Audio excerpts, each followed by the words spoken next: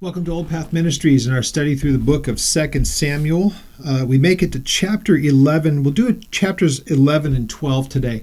And I got to tell you, there are those times that you genuinely love to teach the Bible. And even in this, I still love to teach the Bible. But there are those times when you come across passages that are just so hard to read through because you recognize these are real people, and the consequences are just devastating.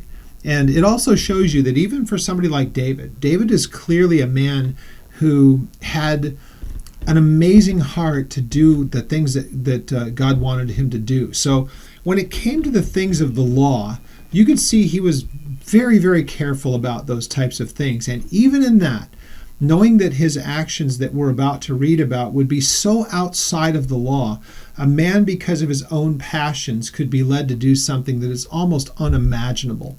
And yet we have record of it here. We see how God deals with him. The consequences and the fallout from it are also at the same time so difficult for us to wrap our minds around just from a human sensibilities point of view. And yet God is going to do as he will say that he's going to do in his word. So it's a difficult thing to really fully wrap our minds around, because it's so sad, and it seems so almost sordid, I guess is a way of putting it. So chapter 11 is where we find ourselves as we look at the text. Chapter 11 is very familiar to us. It is the sin with Bathsheba and what takes place, and then David being confronted about it as well. It's all here recorded for us.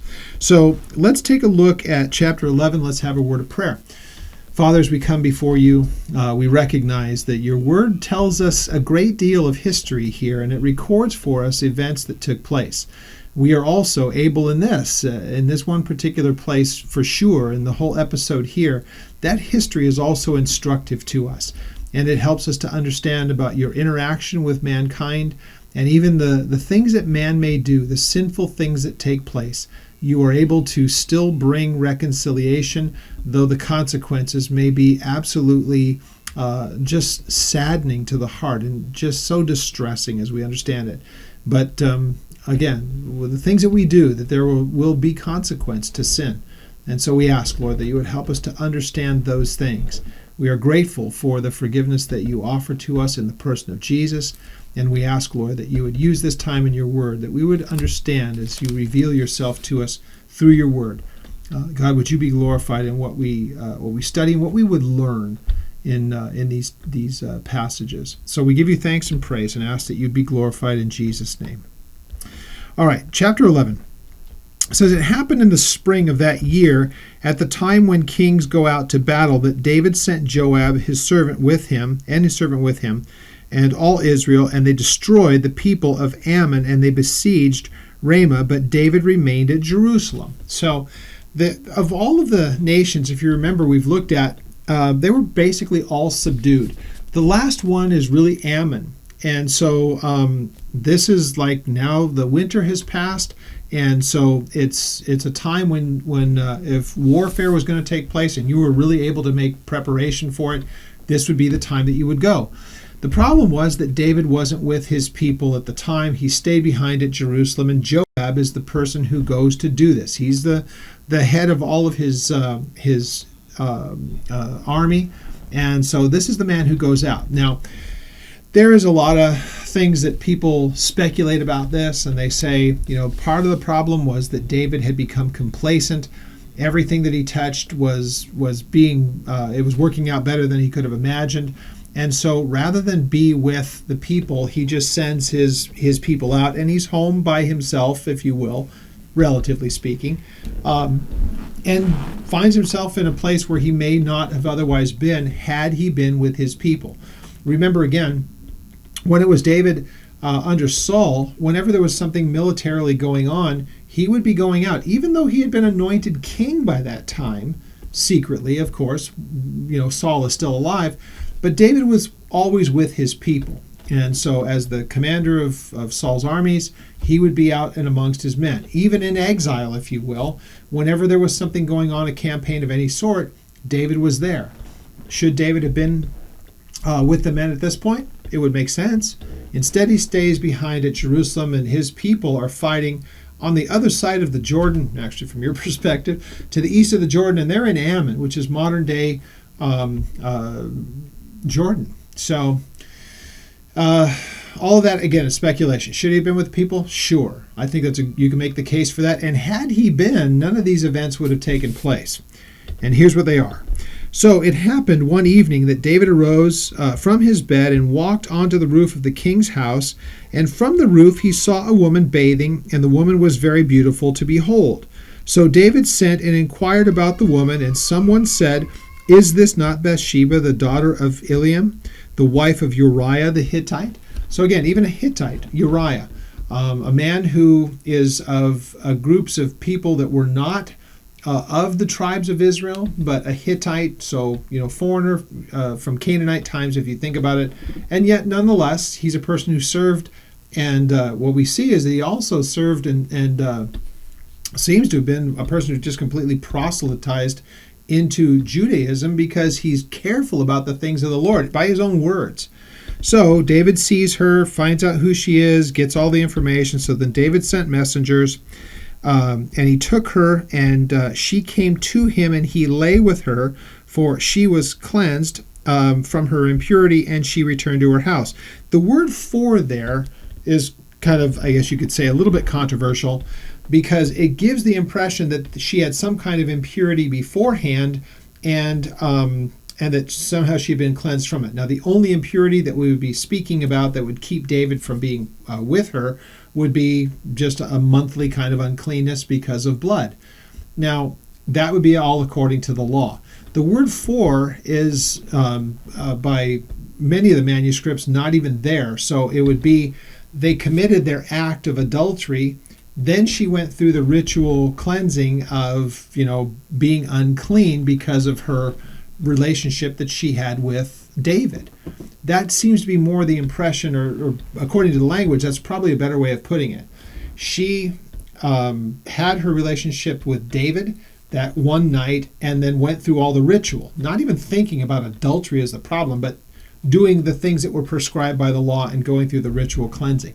It just shows you, again, if that is the correct interpreting of this, then it just shows you how you can be so hypocritical by doing what religion tells you and not even seeing your own offense and sin. Now, however you want to put it, does she feel coerced because he's the king? And if the king asks, how are you going to say no?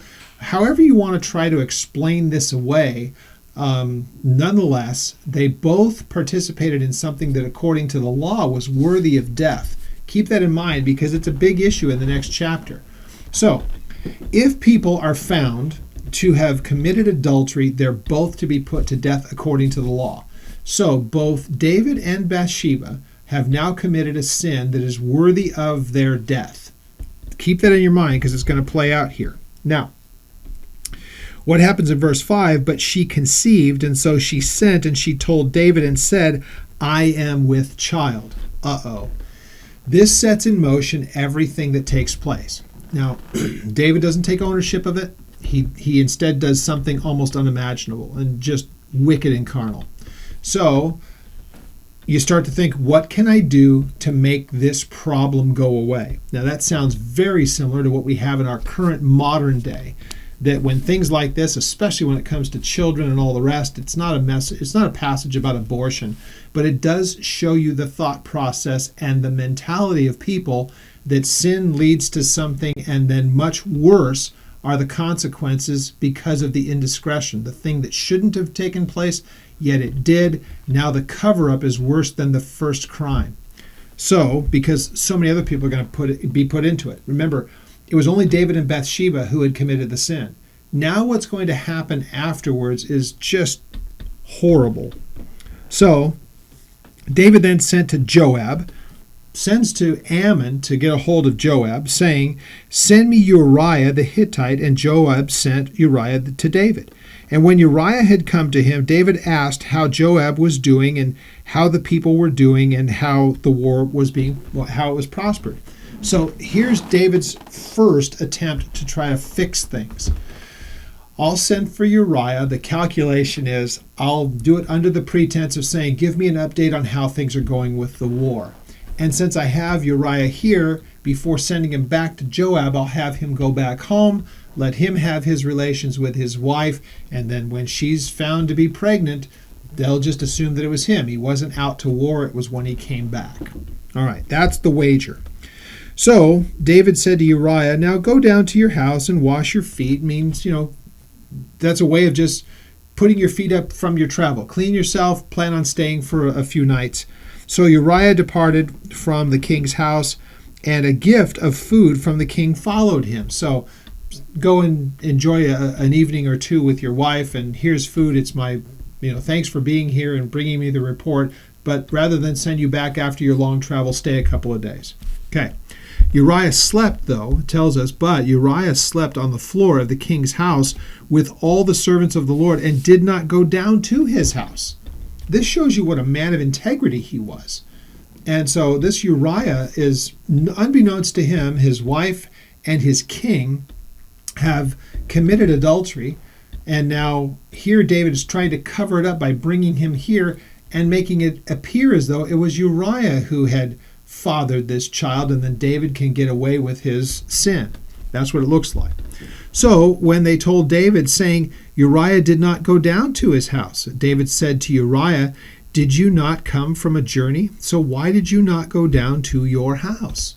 You've wearied yourself. What a long travel that is. I mean, modern day Jordan all the way to Jerusalem, that's going to take some time. And, why didn't you go to your house? Why didn't you just relax? Look at what Uriah says. And for a moment, just stop and imagine if you're David hearing this.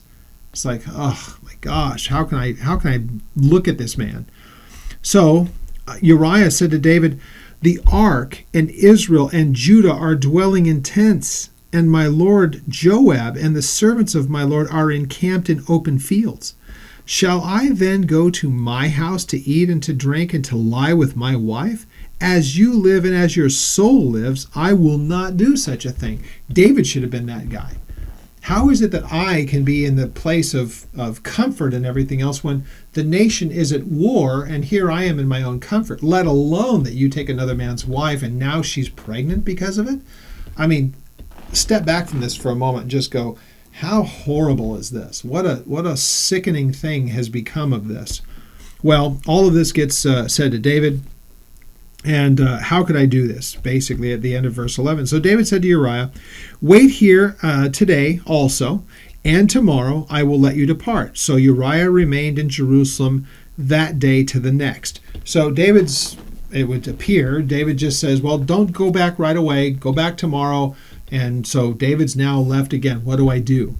Well, here's what he comes up with. Now it's gotten worse. Now David called him, and he ate and he drank before him, and he made him drunk.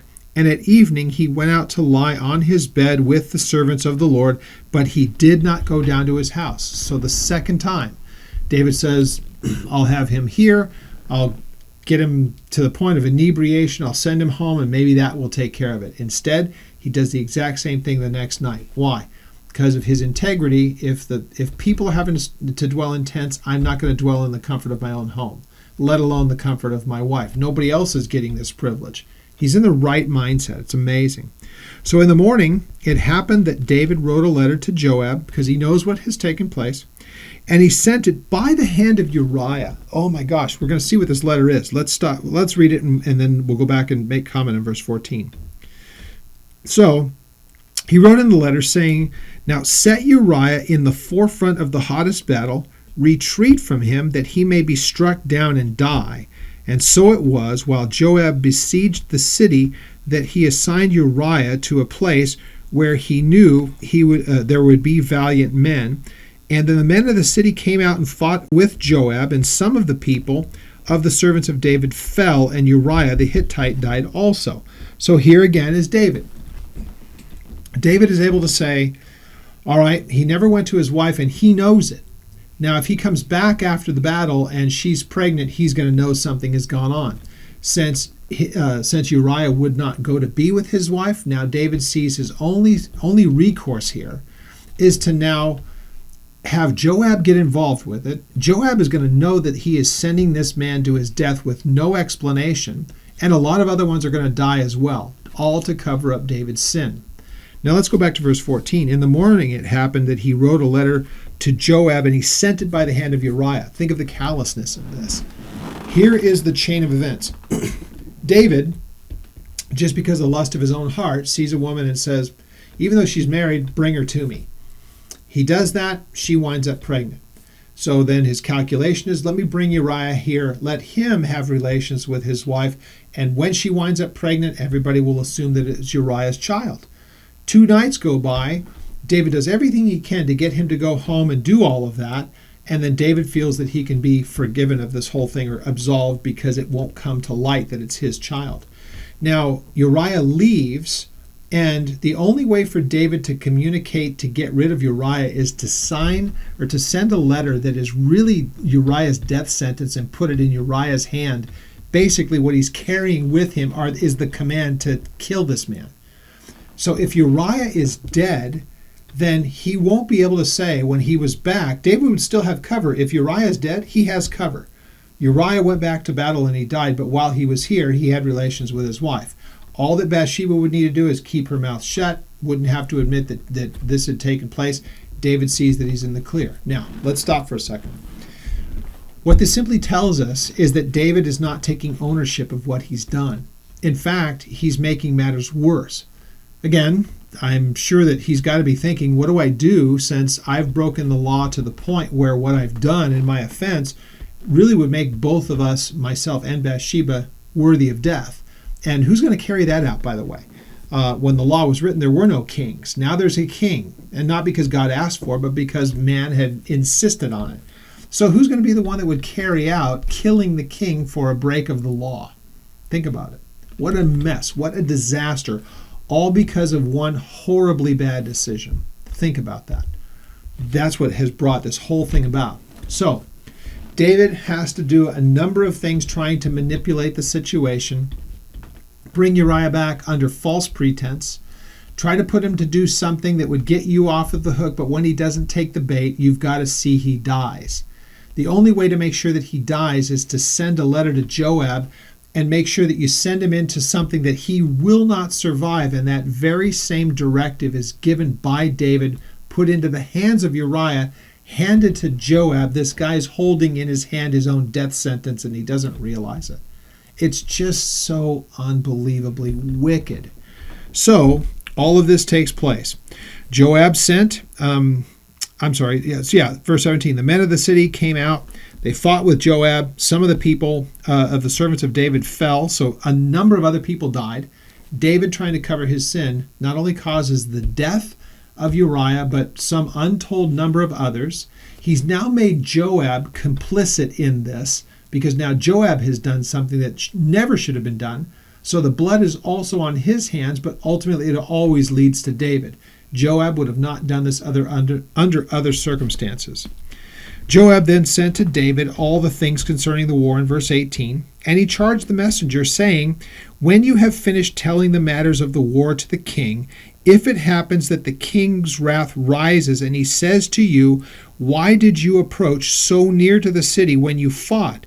Did you not know that they would shoot from the wall? Who struck Abimelech, the son of, that's Gideon, Jerubbesheth? It's just another way of saying Gideon, back in the time of the judges. Was it not a woman who cast a piece of millstone on him from the wall so that he died in Thebes? Why did you go near to the wall? And then you will say, your servant Uriah the Hittite is dead also. So again, this whole ruse. If Joab says, now if he gets really upset and asks why the question, asks why this all happens, make sure that you tell him that Uriah is dead as well. That's just kind of if David's going to put up some kind of pretense, Joab says if he does, make sure that you also tell him. Obviously, it's not going to be his fault. That would make Joab responsible for the decision, but it's a decision that David had made for Joab. And then bring back the information that David really wants to know, that David really wants, and that is that Uriah is dead.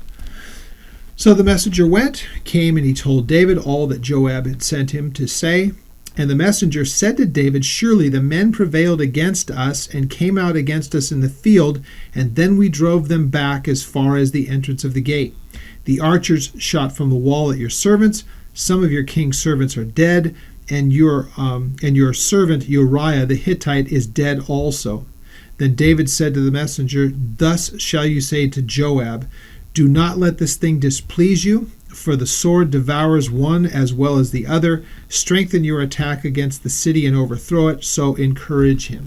So the ruse is between David and Joab. David gets the desired outcome. Uriah is dead. Joab does what he was directed to do. David can think that this is all fixed. So again, as you hear this, if you're David thinking, well, at least that's all taken over. There's no real remorse at this point. David has followed through with everything that he wanted to do. So when the wife of Uriah heard that her husband was dead, she mourned for her husband. Now, people can speculate whether it was genuine mourning or it was just the ceremonial aspect of it.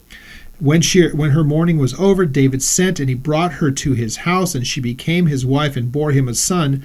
But here's the important part. This thing that David had done displeased the Lord. That is an understatement, as we are about to find out. So, as far as David is concerned, he thinks he's in the clear. Everything's fine. And he can seem like the one who's consoling the widow of Uriah, and so Bathsheba can become his wife, and everything can go back to normal as far as David's concerned. What he didn't take into account is that God is watching this whole thing. And here, David is, if you will, kind of God's representative before the people. He's the king. So chapter 12 tells us this. "So the Lord sent Nathan to David, came to him, and said to him, there were these two men in one city, one rich and the other one poor." So it's kind of a parable type of a thing. Let me lay out for you a scenario, because he's going to bring David this report to get David's reaction. Interesting enough that David doesn't even see that this is exactly where he is. Is he just trying to play naive before Nathan, like he's not aware of all of this?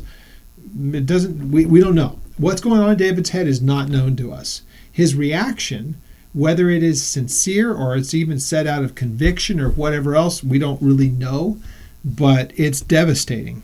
"So the rich man had exceedingly many flocks and herds, but the poor man, he had nothing, except one ewe lamb, which he had bought and nourished, and it grew up together with him and with his children.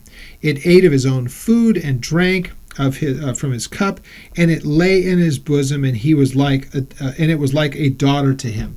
So clearly, the scenario is intended not to be taken literally, because nobody has this kind of, quote, relationship with just a farm animal.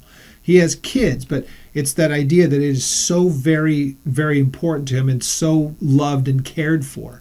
This is him mentioning the poor man is clearly Uriah in this case, and his relationship with Bathsheba is as this man here with this ewe lamb that he raised it from it being a child, from being a young animal, all the way to the point where it even ate from his table. That never happened with animals. So Nathan is just trying to give an illustration here of how important this was to Uriah.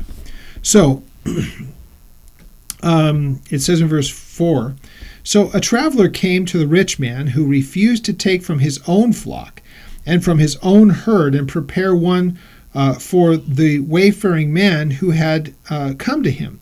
Instead, he took the poor man's lamb, prepared it for the man who had come to him. So David's anger was greatly aroused against the man, and he said to Nathan, 'As the Lord lives, the man who has done this shall surely die.'"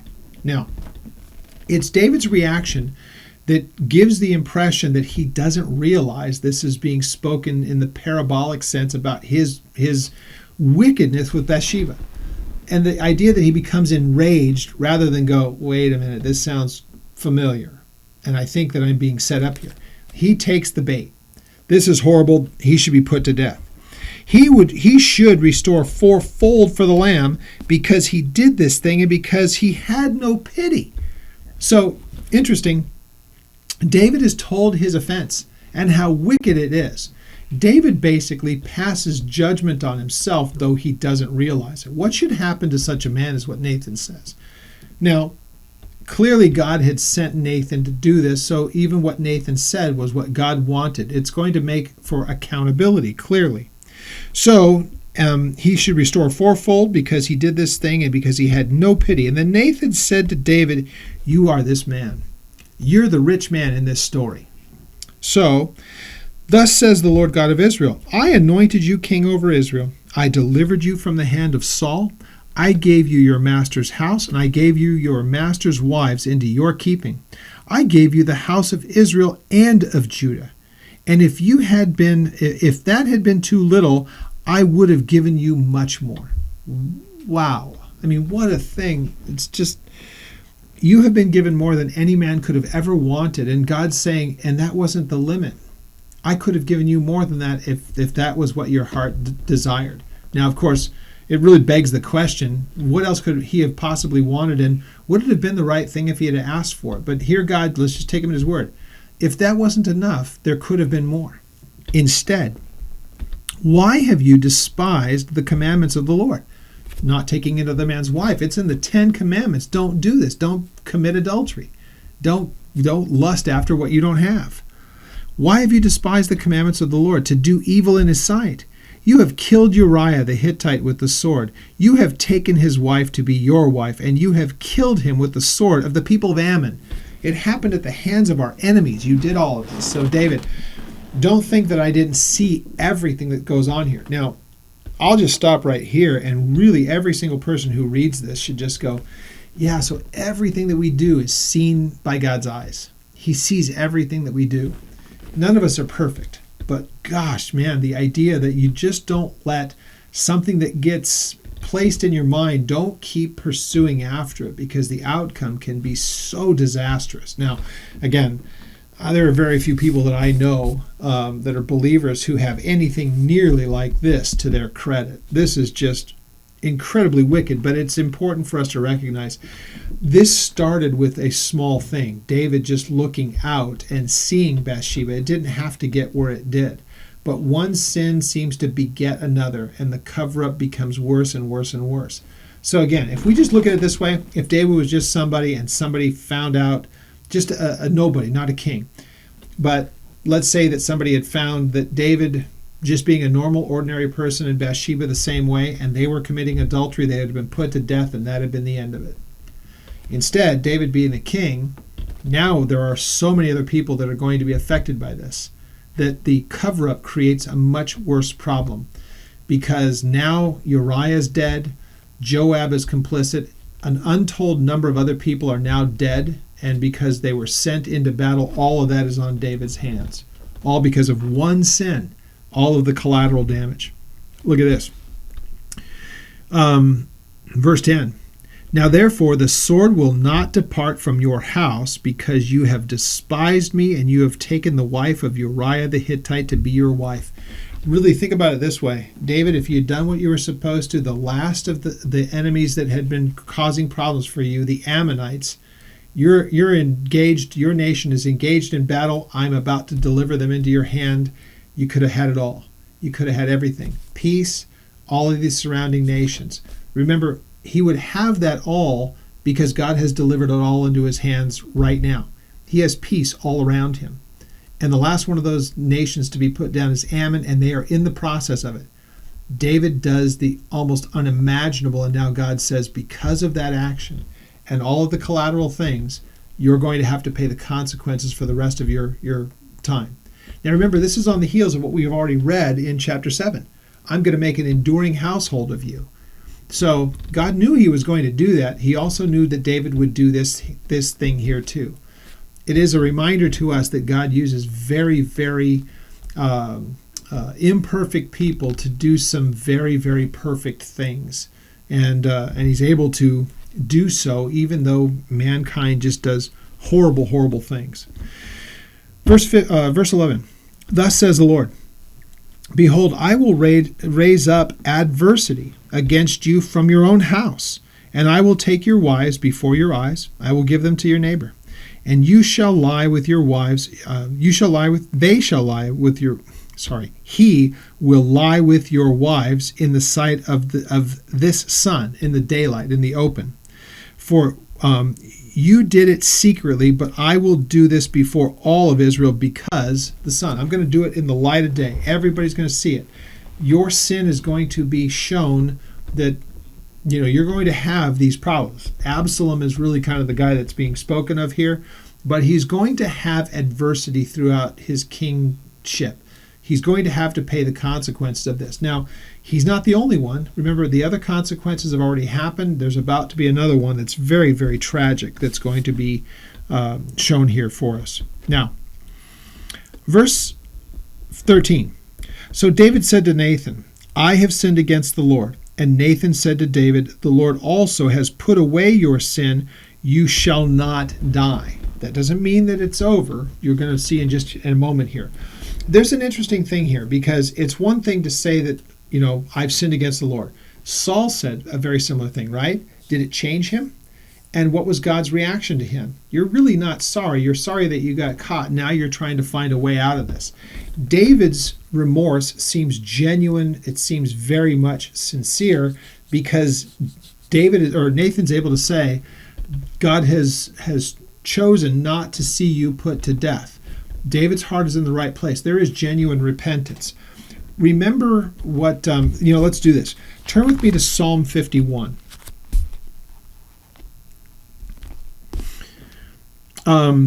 This is the psalm that he writes after these events. And notice the brokenness in him. And this is what separates him from Saul. Doesn't absolve him from his sin and from the consequences of what's about to happen, but it does help to put some things a little bit into perspective. So David says this in verse 1, Have mercy upon me, O God, according to your loving kindness, according to the multitude of your tender mercies. So this is a broken person, and a person who sees what has happened is always going to fall upon the mercy of God if they understand it. Wash me thoroughly from my iniquity and cleanse me of my sin, for I acknowledge my transgressions, and my sin is always before me. It's everywhere I look. So, if you want to know what God looks for, a person that when confronted with their sin comes before him not just saying, I'm sorry that I'm sorry, or I'm sorry that I got caught. It is genuinely, what I have done has really damaged my relationship with you. And so I look to you to restore that. And what should be also at the same time is, God, help me not to get into this place again. David says all of the right things. Remember, he's writing this and saying these things when he didn't really know what genuine forgiveness looked like because he doesn't know Jesus. It looks different to us because we realize sin is no longer just needing a sacrifice. Sin has a sacrifice already made 2,000 years ago, once and for all. So, against you only, verse 4. My sin is against you. Sure, my sin is of what I did to Uriah, but the person to whom I am going to be accountable is you, God, and you alone. Now, we may, in things that we do, we may have to go to people that we've wronged. We may need to seek them for forgiveness. But David is referring to the consequence of sin in the eternal sense, in the term of fellowship. God, you're the one who have ultimately offended, and it's to you that I have to answer. So he says, Against you I have sinned and done this evil in your sight, that you may be found just when you speak and blameless when you judge. So he says, whatever it is that you decide to do, it's just. I have brought about these consequences.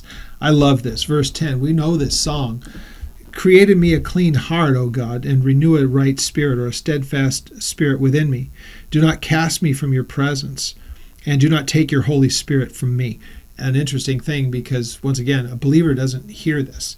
The idea that God would take away his Holy Spirit is not for the believer.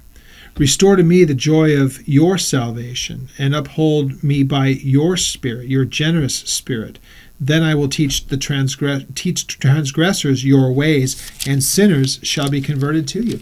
Great way of looking at David's life is that, it's going to be a difficult life for him, relatively speaking, to what it was before his encounter with Bathsheba. And yet, how many people can come to David and say, even in the midst of all of this, look at how he used it to let people know about the goodness and the concern and the caring of God. And it says, verse 15, O Lord, open my lips, and my mouth shall show forth your praise. For you do not desire sacrifice, or else I would give it. You do not delight in burnt offering. Verse 16 is incredibly important because a lot of people think that once we fall into some kind of sin, then we just got to try to find some way to earn back his favor by doing this or doing that, some kind of works. Here David says that's not it. You don't desire a sacrifice. If you did, I'd bring one. You do not delight in burnt offerings. It's not the sacrifices that you want, but the sacrifices of God are a broken spirit, a broken and a contrite heart. Now these things, God, you will not despise. So look, it's not the actions that make us right before God. It's rather a recognition of the heart and then falling upon his mercy.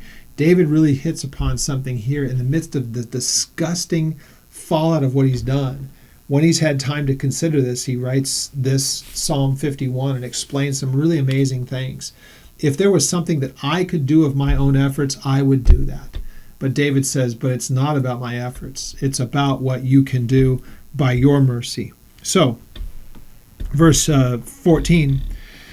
Let's read verse 13, 14 together. So David said to Nathan, I have sinned against the Lord. And Nathan said to David, the Lord has put away your sin, and you will not die. However, because of this deed that you have given great occasion to the enemies of the Lord to blaspheme, the child also who is born to you shall surely die. So it's not as though there's not a sentence to this. And what a horrible thing that would be. Imagine, again, as far as David's concerned, he'd look at this child, if the child survived, and realize what a reproach that is.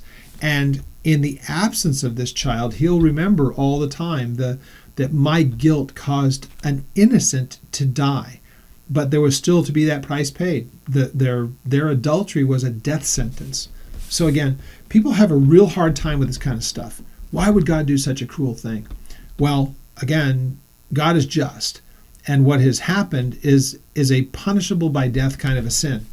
Why he chooses to do it this way, again, only known to God why he did it the way that he did. But at the same time, that their offense is so grotesque that something is going to take place that is going to be a constant reminder of just how wicked this whole thing was. So again, if the child was alive and neither one of them, then God is able to recognize what has taken place here, but there's really no consequence for something that did have a death sentence. A life was going to have to come from this. Very, very interesting. Again, why does God do what he does? There are some times that I just cannot understand. I only have a few different possibilities here. If God's going to be just, it's a death sentence. If it's against David, who does that? And did David earn it? Absolutely. Did Bathsheba earn it? Absolutely. The child being absent is going to be, again, a constant reminder of that sin. A child that David will always and forever, both of them will remember that what we did caused innocents, multiples, to be put to death or to die because of our infidelity to God. Pretty heavy stuff. So Nathan departed to his house, and the Lord struck the child of Uriah's wife that had been born to David and became ill. David therefore pleaded with the Lord for his child, and David fasted and went in and lay all night on the ground. So the elders of the house arose and went to him to raise him up from the ground, but he would not, nor did he eat food with them.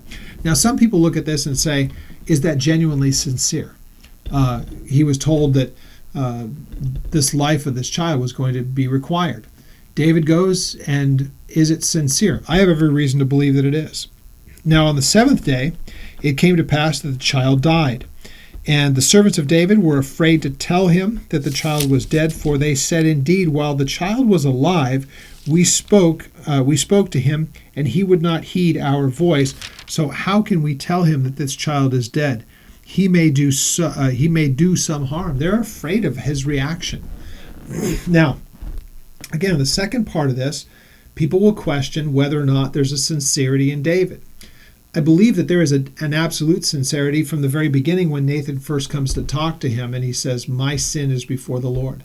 I think David, as he looks at this, would think, I don't want to be okay with what the consequences are. And even as far as the child is concerned, maybe I can beseech the Lord and maybe this will all change.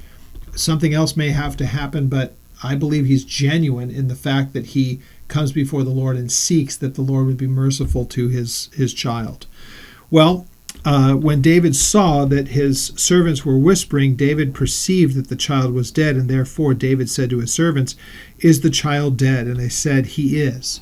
Well, David arose from the ground, washed and anointed himself, and changed his clothes, and he went into the house of the Lord, and he worshipped.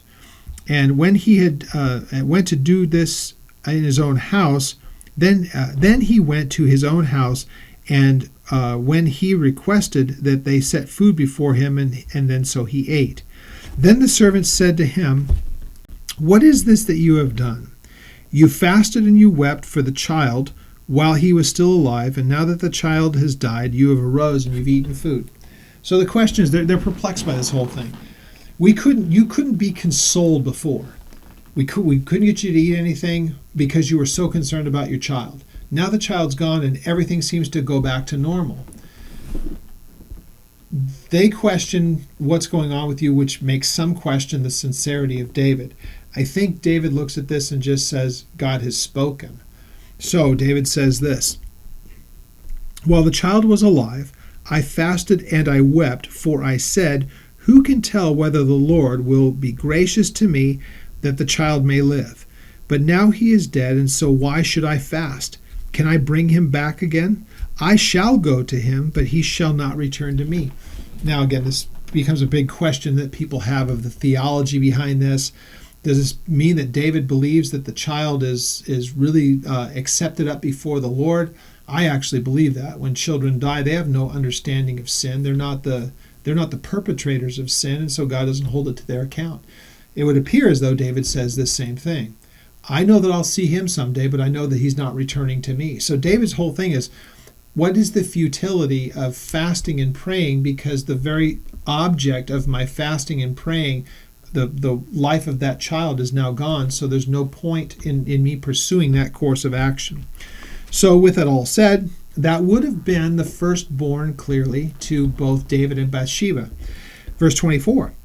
So then David comforted Bathsheba, went into her and lay with her, and she bore a son and called his name Solomon, and the Lord loved him. And so he sent word by the hand of Nathan the prophet, and so he called his name Jedediah, because of the Lord. Now, there is the way that God looks at him, and there's the name that they chose for him. So you can look at the basic names, but it was a name that David, when he sees it, would recognize that God has looked beyond what happened the first time, and now Solomon is going to be a son that really is a son of promise, and that he will be the king that will take over after. Now, this is the last part of this, just a little bit of housekeeping. It really kind of goes along with the beginning of the last chapter. Joab fought against Rabbah, the people of Ammon, and they took the royal city. Joab sent messengers to David and said, "I have fought against Rabbah, and I have taken the city's water supply. Now therefore, gather the rest of the people together and encamp against the city and take it, lest I take the city and it be called after my name." So Joab has said, "Hey man, this city's about to fall. Send the reinforcements and you take the credit for this whole thing, David." So David gathered up all the people together, went to Rabbah, fought against it, and took it. And then he took the king's crown from his head. Its weight was a talent of gold and precious stones, and it was set on David's head. Also he brought out the spoil from the city in great abundance, and he brought out the people who were in it and put them to work with saws and with iron picks, with iron axes, and made them cross over to the brickworks. So he did all to all the cities of the people of Ammon, and then David and all the people returned to Jerusalem. So the next section of this, chapters 13 to chapter 20, is a separate portion of the book of 2 Samuel. Notice this in chapter 13, verse 1.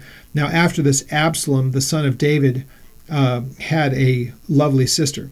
So Absalom, the son of David, that's who's going to start to be a point. He's going to be a major player in some of this part of history. So we'll leave that separate. That's next week. We'll get together and look at these chapters. Again, there's a real change. Remember, David's already been told, everything's changing now. From now on, you're going to have adversity when you should have had peace. So David is now made aware that what he has done is just so wicked, and so God is going to do what he's going to do through the problem he's going to have with Absalom, and all because of one indiscretion. So let's stop real quick and recap this whole thing. The instruction to us, the theology behind this, how God interacts with things.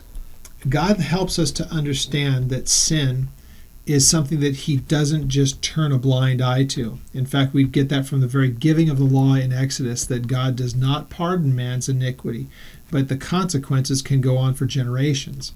So we still have to understand, even now after the law, in the person of Jesus Christ, we have the forgiveness of sins. It's not a question. Does not necessarily mean, though, that just because we can be forgiven of sin, that we will somehow not have to deal with the consequences of that sin. So we see it with David here. David thinks that he's gotten away with it. God tells him, not so fast. You haven't gotten away with anything. And it's a horrible price that needs to be paid. And think of, again, all of the incredible collateral damage. And it will be something that will trouble him for the rest of his life. And here God wants him reminded, you had it all. And you could have even had more had that not been enough. Instead, you wanted what your flesh wanted, and you never consulted. Should he have been in Jerusalem to begin with? People can debate that. Should he have been with his troops as they were going against Ammon? Sure. He shows up at the end of the battle. Had he been there at the beginning of it, perhaps none of this would have happened. But the sequence of events happened, the collateral damage piled up, and it will trouble him for the rest of his life. Application. When it comes to the matters of sin, the last thing that we should do is compound them by adding more to them to try to cover things up. It's best for us to recognize that when we have fallen into some kind of sinful thing, not continue on the same course, but rather seek a different course. Acknowledge what that sin is, take it before the Lord, seek forgiveness and restoration, and don't repeat it. Don't go back to it. Something that we all need to learn. And again, I don't care how long you've been walking with the Lord, you may very well already know this, and you can look back at your life and say, though I knew, I shouldn't have done these things. But it is such a wonderful thing about God's nature that he will tell us things that we should know. And even at that, even when we fail, there will be consequence to it perhaps, but he never jettisons his people all because of indiscretion. He's merciful in incredible ways, and it is something that should be remembered.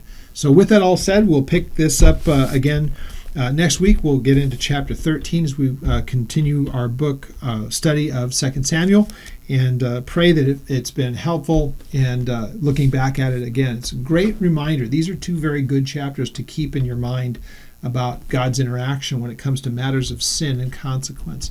If you have any questions on this, contact us through the website. We have an email set up at oldpaththeology.net. You can contact us through there and ask any questions about this or any other topic if you like. And if you're watching this on YouTube, then feel free to go ahead and subscribe. We always love to hear from people, but we also want to make sure that you know when we're putting up content. So until next week, we pick up at chapter 13. I pray that God blesses you as you study through his word.